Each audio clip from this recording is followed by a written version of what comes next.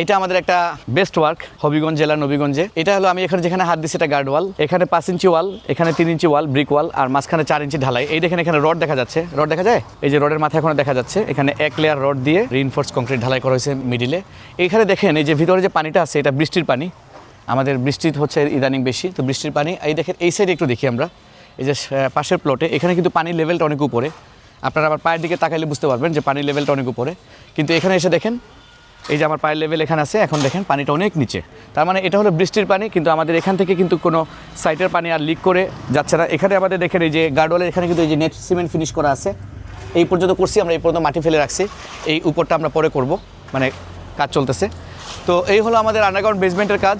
Rap foundation ঢালাই হচ্ছে এখানে, এখন আমরা আস্তে আস্তে উপরে উঠবো, সার ঢালাই দিব।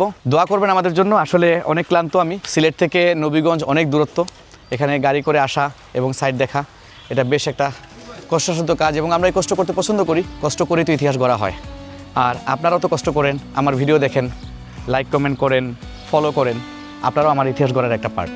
ভালো থাকবেন ভিউয়ার্স, আসসালামু আলাইকুম।